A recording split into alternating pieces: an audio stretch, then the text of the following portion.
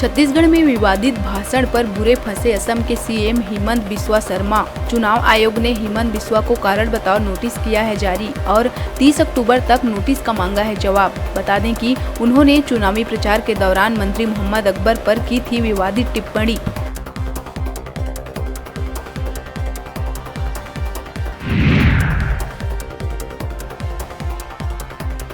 विधानसभा चुनाव से पहले कांग्रेस को मिला एक और बड़ा झटका। प्रदेश कांग्रेस कमेटी के अध्यक्ष दीपक बैज को खत लिखकर पूर्व सभापति राजेंद्र अरोड़ा ने कांग्रेस की प्राथमिक सदस्यता से दिया इस्तीफा।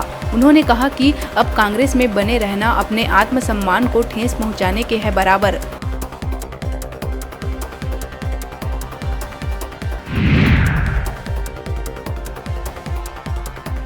चुनाव आयोग के नोटिस का जवाब नहीं देने पर भरतपुर सोनहत की बीजेपी प्रत्याशी और केंद्रीय मंत्री रेणुका सिंह के खिलाफ दर्ज हुई एफआईआर। आचार संहिता का उल्लंघन करने पर सोनहत थाने में मामला किया गया दर्ज। अब तक जारी 3 नोटिस का रेणुका सिंह ने नहीं दिया है जवाब।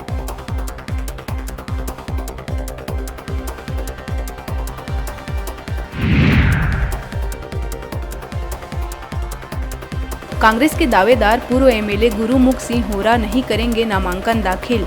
कांग्रेस हाईकमान के निर्देश पर लिया गया निर्णय। बता दें कि गुरुमुख सिंह होरा आज करने वाले थे नामांकन दाखिल। वहीं धमतरी विधानसभा सीट पर प्रत्याशी चयन को लेकर पुनर्विचार के मिल रहे हैं संकेत।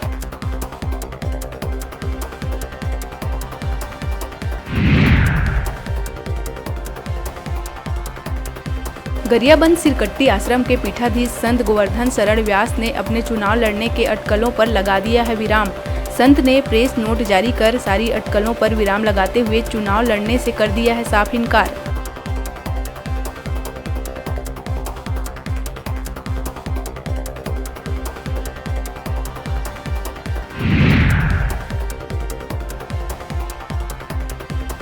भिलाई में एक बार फिर बाइक पर रोमांस करते हुए कपल का वीडियो वायरल होने के बाद ट्रैफिक पुलिस ने लिया एक्शन। युवक युवती के पेरेंट्स को बुलाकर 4000 रुपए का काटा गया चालान। बता दें कि गुरुवार रात बाइक पर एक कपल सेंट्रल एवेन्यू की सड़क पर रोमांस करते आ रहा था नजर।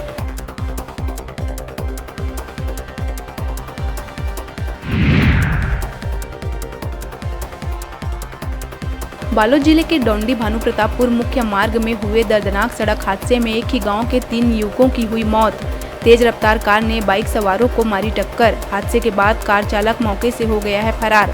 घटना की सूचना मिलते ही जांच में जुट गई है पुलिस।